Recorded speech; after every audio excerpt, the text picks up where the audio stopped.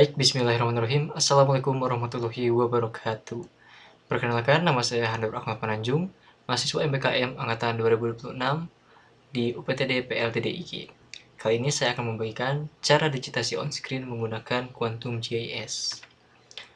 Dalam video ini, akan ada pendahuluan, persiapan digitasi on-screen, tahapan digitasi on-screen, memastikan kualitas data poligon dengan topologi, lalu ada mengenal dan mengelola tabel atribut atau attribute table. Selanjutnya, mari kita bahas pengertian software GIS dan overview dari Quantum GIS. Pengertian software GIS.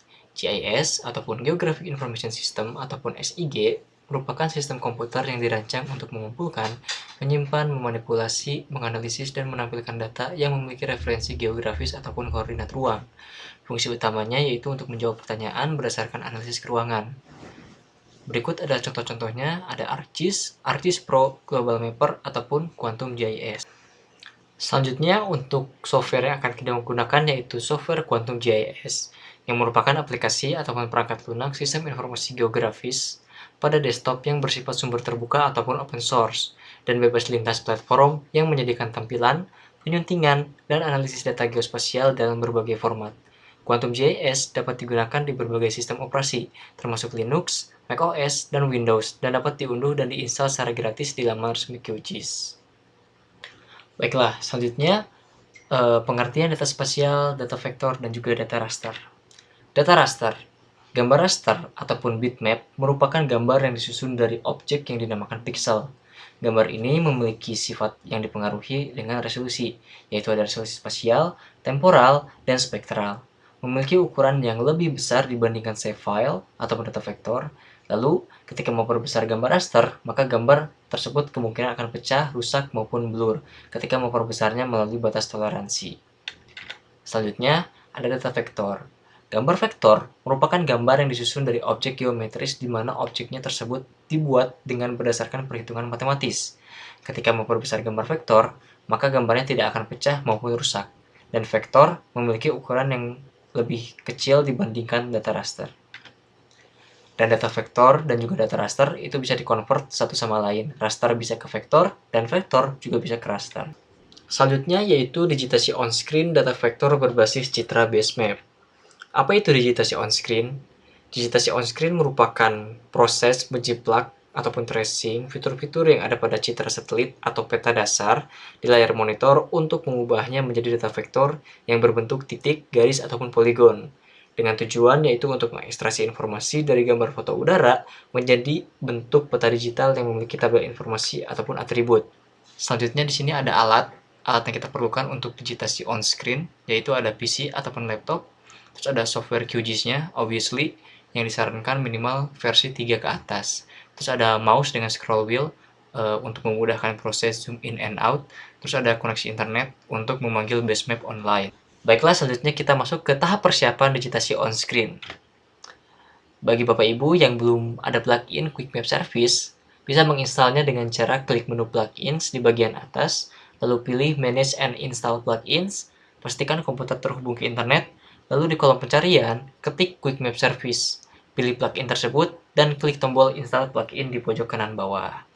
Saya akan contohkan, misal kita berada di QGIS-nya, kita ke sini ke Plugins, lalu kita ke Manage and Install Plugin, lalu kita tunggu dulu muncul tab-nya. Nah, seperti itu. Di search, kita cari Quick Map Service. Quick Map Service. Di not install ya. Nah, di not install kita ketik Quick Map Service, lalu ada ini Next.js Quick Map Service. Kita pencet saja install plugin, kita tunggu diinstal. Oke. Kita tunggu, sip. Close. Nah, di sini sudah ada ya icon Quick Map Service-nya. Lalu kalau misalnya ada muncul seperti ini, kita close saja seperti itu. Baiklah, sekarang kita akan memanggil base map. Bapak Ibu silakan klik pada icon Quick Map Service, lalu klik pilih Google Satellite ataupun OSM, lalu base map pun sudah terpanggil. Lalu Bapak Ibu bisa zoom in ke area of interest Bapak Ibu. Oke, kita contohkan. Misal kita ke sini, ke icon Quick Map Service-nya, kita klik, kita pilih ke Google, lalu ke Google Satellite. Nah, langsung ada base map-nya. Dan jikalau Bapak Ibu mau OSM, tinggal ke OpenStreetMap, kita pilih OSM standar seperti itu. Nah, karena OSM-nya terpanggilnya di bawah layer Google Satellite, kita bisa uncheck dulu Google Satellite supaya kita bisa melihat OSM-nya seperti itu. Ataupun Bapak Ibu bisa saja kita klik dulu, klik kiri, lalu kita tarik ke atas, jadi layer OSM berada di atas layer Google Satellite. Misalnya kita uncheck OSM, Google Satellite-nya akan muncul seperti itu. Baiklah, sekarang kita akan mencoba memanggil data raster. Yang pertama, klik pada icon Data Source Manager yang seperti ini. Lalu setelah itu akan muncul window seperti ini, Data Source Manager Raster. Tetapi biasanya kita akan ditujukan pada data vektor terlebih dahulu, kita pencet ke raster. Setelah itu kita pencet titik 3 yang di belah kanan seperti ini. Lalu akan muncul window seperti ini. Lalu kita akan pilih file yang akan kita mau. Nah, setelah itu data raster pun sudah terpanggil, lalu Bapak Ibu bisa zoom in ke area of interest-nya. Nah, saya contohkan ya. Misal ke sini ke icon Open Data Source Manager terlebih dahulu. Nah, di sini kan kita ditunjukkannya kepada vektor dulu ya. Kita pilih ke raster seperti ini. Nah, setelah itu kita pencet titik 3 ini, ke browse, lalu kita cari mana filenya. Nah, ini ya. RT RW Bandung 2019-2031. Kita open, lalu kita add. Nah, seperti itu ya. Karena di sini sudah ada, berarti sudah tertambah di sini. Nah, seperti itu. Selanjutnya kita akan mencoba menyiapkan layer baru dalam bentuk save file. Yang pertama Bapak Ibu klik pada toolbar New Save File Layer, lalu kemudian pilih Browse pada file name untuk menentukan lokasi penyimpanan data vektor, kemudian tentukan lokasi penyimpanan data vektor, beri nama, dan klik Save. Setelah itu kita kembali lagi ke tab New Save File Layer-nya. Terus kita bisa pilih geometry type sesuai kebutuhan, bisa point, line, ataupun polygon. Lalu kita bisa menentukan sistem koordinatnya, CRS-nya. Lalu kita bisa menambahkan juga kolom new field gitu, jika pun diperlukan. Lalu kita klik OK. Baiklah, akan saya contohkan ya. Ya, Bapak Ibu ke sini, ke New Save File Layer, klik. Lalu di sini ada file name, file encoding, geometry type, additional dimension, dan sebagainya. Yang pertama kita ke file name dulu ya. Kita jangan memberi nama langsung di sini, tetapi kita perlu ke browse terlebih dahulu supaya sekaligus memberi nama dan juga menentukan tempat lokasinya. Nah, di sini saya sudah menyiapkan foldernya data vektor. Misal di sini kita mau menentukan membuat titik ya, titik contoh gitu ya, contoh save. Nah, lalu sini file encodingnya tetap default saja, geometry type-nya kita ke point karena ini titik ceritanya. Lalu CRS-nya kita tetap saja FPSG 436 WGS FPSG 4326 WGS 84. Untuk nama fieldnya kita kosongkan terlebih dahulu saja. Kita klik OK. Nah, lalu titik contoh sudah ada ya, sudah muncul di layers kita. Lalu bagaimana kalau misalnya kita mau geometry type yang lain gitu? Ya sama saja prosesnya. Misal kita di sini kita mau buat polygon ya. Nah, sip. Polygon underscore contoh, save, kita ke polygon berarti polygon. Nah, oke.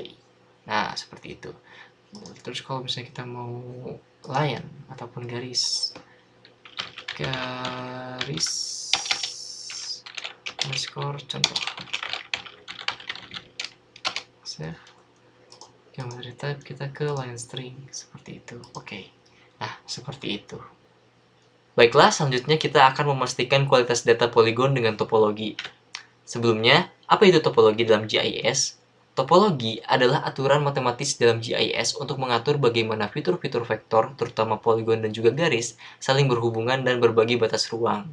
Nah, mengapa penting? Karena poligon yang berdampingan layaknya persil tanah, batas RT RW ataupun batas desa harus tersusun rapat dan menempel sempurna seperti kepingan puzzle tanpa ada cacat di batas-batasnya. Nah, cacat-cacat ataupun error yang bisa terjadi yaitu adalah overlap ataupun gap. Overlap itu artinya tumpang tindih satu sama lain, dan juga ada gap ataupun ada celah di antara dua objek seperti itu. Dua objek ataupun lebih seperti itu. Nah, kalau misalnya di ArcGIS ataupun di ArcGIS Pro, kita bisa melakukan yang namanya topologi.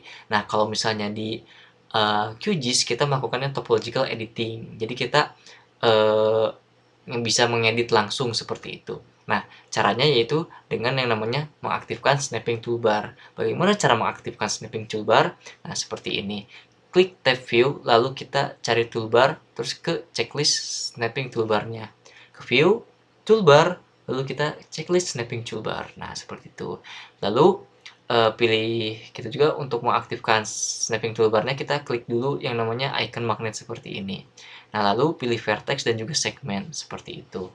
Nah, yang keempat, kita juga aktifkan avoid overlap on active layer untuk mencegah tumpang tindih. Nah, karena jika kita menggambar poligon baru, terus kita menabrak poligon lama, nanti si QGIS-nya akan otomatis memotong bagian yang menabrak tersebut. Seperti itu. Oke, baiklah. Akan saya langsung contohkan saja ya. Jadi Bapak Ibu pertama ke tab view dulu, habis itu ke toolbar, habis itu kita cari snapping toolbar. Nah, sudah muncul ya toolbarnya.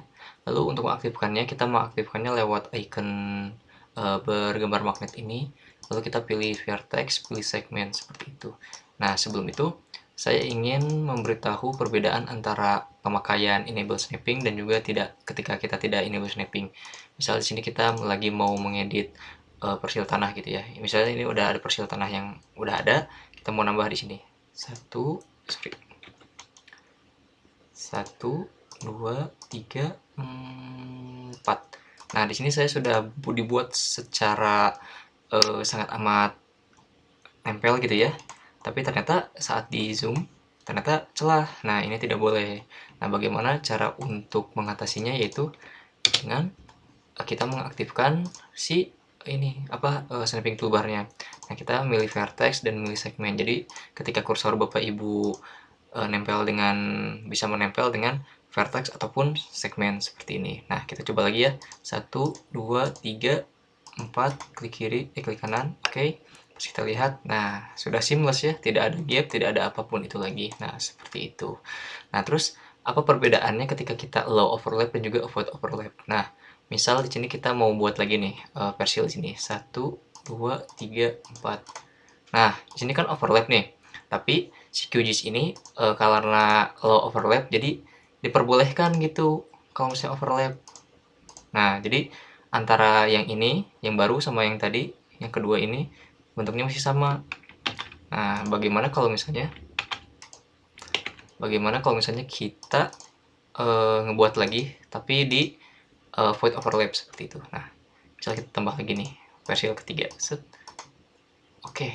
Nah, kalau misalnya kita aktifkan si void overlap-nya, nanti untuk versi ketiga ini otomatis akan terpotong mengikuti si versi yang kedua ini. Seperti itu. Baiklah, selanjutnya kita akan mengenal yang namanya Advanced Digitizing Toolbar. Nah, jadi apa itu Advanced Digitizing Toolbar?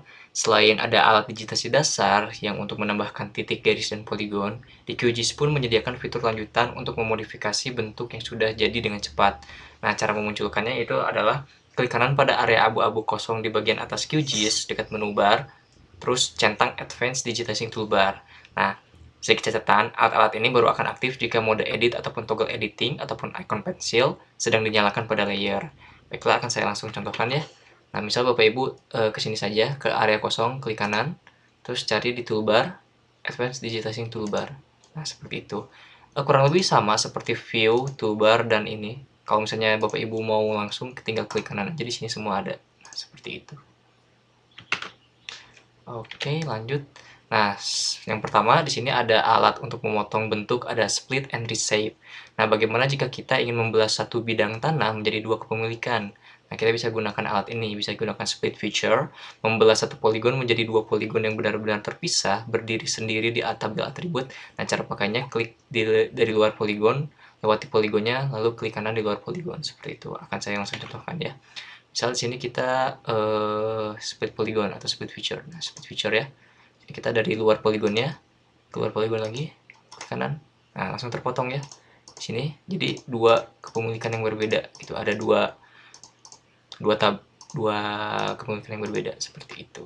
Nah, bagaimana kalau misalnya kita pakai yang split partnya aja gitu. Jadi misal di sini kan satu tabel atribut gitu kan ya. Set, kita potong. Nah, kalau ini jadi masih satu objek tapi dia emang terpisah saja seperti itu. Lalu yang selanjutnya ada reshape feature. mengubah atau merevisi sebagian batas poligon tanpa harus menarik titiknya atau vertex satu persatu. Cukup gambar batas yang baru yang menimpa batas lama, seperti itu. Akan saya contohkan ya.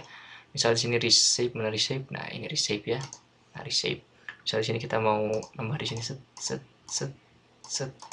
Nah, jadi udah langsung ketambah gitu. Kita nggak perlu ngedit-ngedit vertexnya lagi, tapi kita tinggal menambah aja. Misal kita mau menambal ini, kita tinggal tambal. Nah, selesai seperti itu. Nah, seperti itu ya.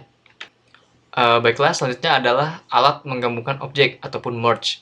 Jikalaupun tadi dari split itu untuk memisahkan suatu objek, nah alat ini mau untuk menyatukan objek. Nah, jadi merge selected feature misal untuk menggabungkan dua atau lebih poligon garis yang bersinggungan untuk menjadi satu bentuk geometri yang utuh.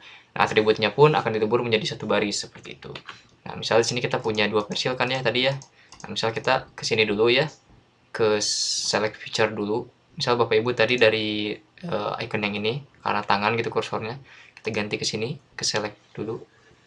Nah, di sini kita bisa select, kita shift aja. Nah, kita tekan shift. Habis itu ada dua, setelah itu kita ke sini ke merge selected feature. Oke. Nah, di sini udah langsung jadi satu objek seperti itu. Misal Bapak Ibu juga mau menggabungkan dua objek yang terpisah seperti ini gitu ya. Bisa saja ke sini, habis itu kita gabungkan ke ini. Jadi ini satu kesatuan gitu, udah jadi satu baris. Misal kita lihat di atribut table-nya, jadi cuma ada satu.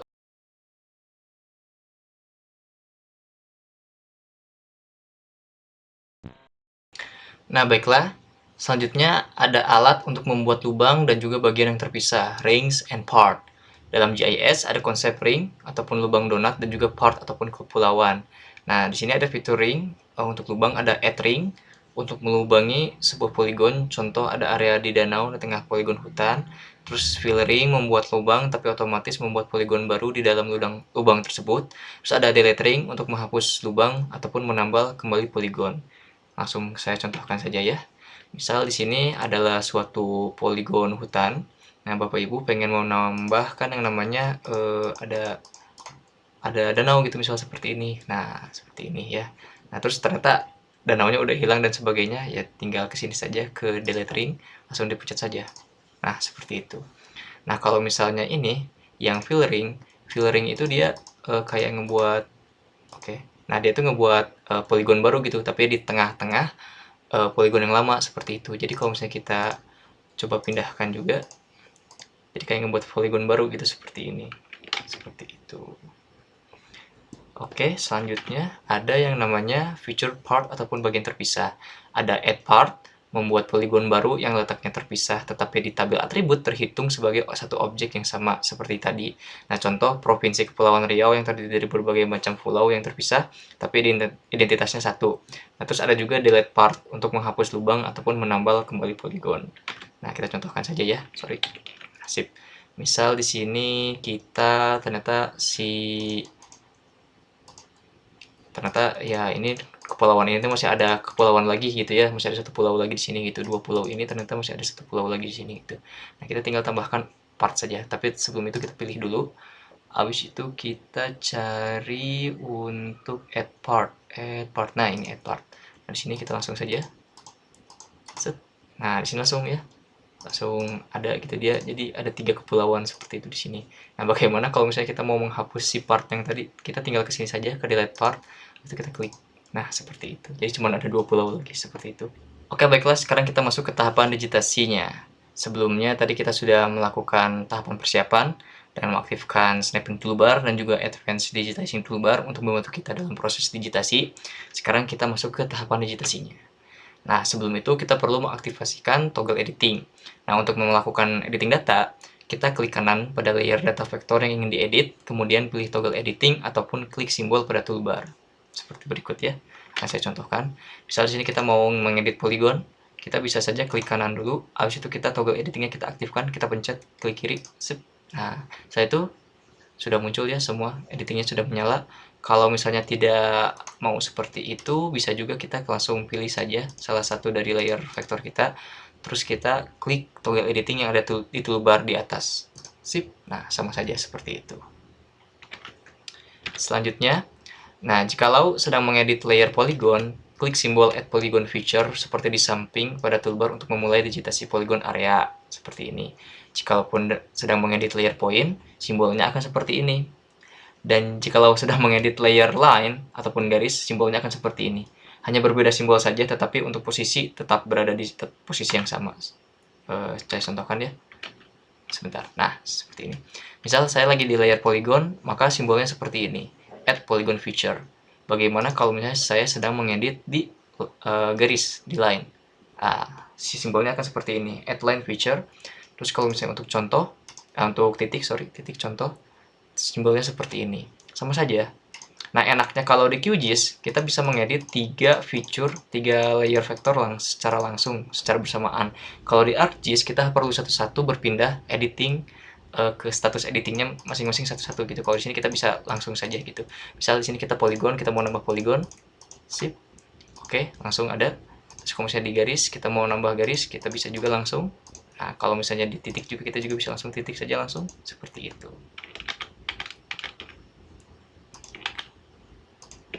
Nah, oke ya, kita sekarang lanjut dulu. Nah, sekarang kita masuk ke proses digitasinya.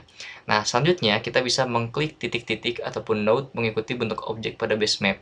Klik kanan pada mouse untuk mengakhiri gambar ataupun poligon dari garis tersebut. Nah, setelah klik kanan akan muncul kotak dialog isi kolom atribut sesuai dengan identitas objek yang baru didigitasi.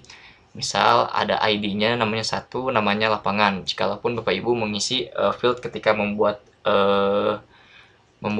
layer vektor tadi sebelumnya. Lalu klik OK. Yang kelima, simpan hasil gambar ataupun garis ataupun poligon dengan mengklik icon Save Layer Edit seperti ini.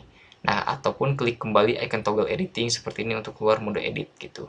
Nanti akan muncul apakah akan di save atau di discard seperti itu. Lalu simpan ke project QGIS Anda, file, save agar proses kerja tidak saling hilang seperti itu. Oke ya. Baiklah, saya akan contohkan misal di poligon terlebih dahulu ya. Kita klik kiri, biar lebih enak kita tambahkan dulu si basemapnya, Google Satellite. Nah, seperti ini. Misal di sini saya mau mendigitasi gedung ini. Nah, kita di poligon dulu, kita pencet dulu ya ini tadi Add Polygon Feature. Terus kita klik kiri lagi, klik kiri. Nah, untuk udahannya kita klik kanan, sit. Nah, klik kanan misal di sini kita pencet 1 aja gitu karena ID-nya 1. Kalau misalnya Bapak Ibu tidak diisi terlebih dahulu juga sama saja, tidak apa-apa, tidak akan mempengaruhi. Kita klik OK saja. Nah, poligon sudah ada. Nah, kalau misalnya kita mau ke garis ataupun kita mau jalan gitu misal, kita ke jalan berarti kita ke garis kan. Kita ke sini dulu, klik kiri, habis itu klik kiri lagi, habis itu klik kanan. Oke, nah ini sudah ada jalannya ya. Terus kita mau misal contoh titik-titik pemukiman. Kita di sini 1, langsung saja 1, klik kiri aja, klik kiri lagi, klik kiri lagi, klik kiri lagi. Nah, seperti itu. Lalu ketika kita sudah selesai mendigitasinya, jangan lupa untuk menekan ini save layer edit. Nah, di save. Terus masing-masing kita save. Kita save. Nah, kalau ini kita sudah aman ya, jadi nggak akan kalau misalnya ke close tiba-tiba si QGIS-nya kita tidak akan perlu mengulang lagi gitu karena emang sudah di save seperti itu.